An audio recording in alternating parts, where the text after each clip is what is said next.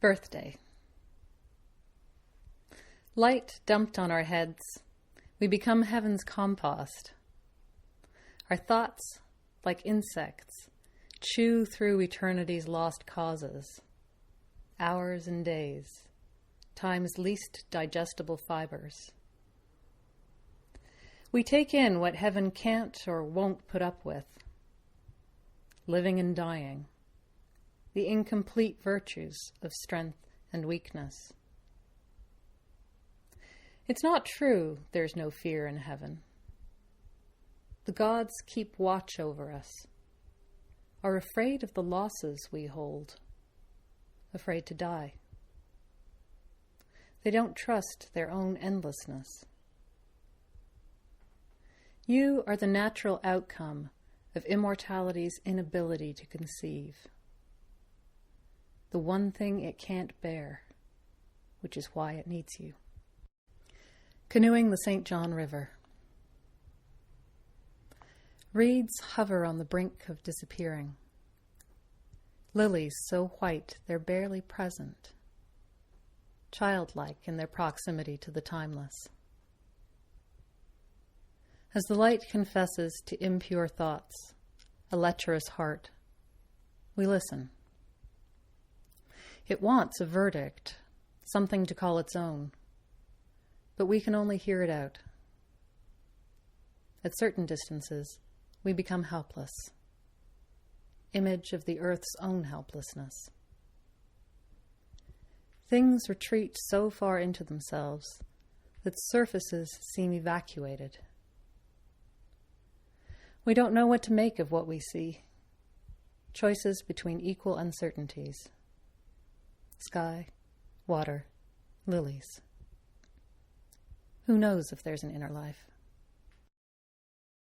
Dreams. At night, your mind has nothing to do but listen to itself hum. A cloud of insects behind glass, attracted to the glow of your sleep. Like pulling on a pair of long gloves, not to repair or dissect, but to feel your heart's work with invisible hands. When you wake up, a slight change inside you. Your suitcase was searched. Everything's still there, but shifts when you pick it up. Prayer 1. We are like smoke rising into the world, thin and quick to lose ourselves. The cathartic light of morning catches us up, lifts our thoughts from our minds. Spring, winter's phantom limb stirring. Cars like vertebrae lead into the lobes of a primitive intelligence. Sun on the horizon. Darkness shines like a new skin. Loot your own heart. Break the windows.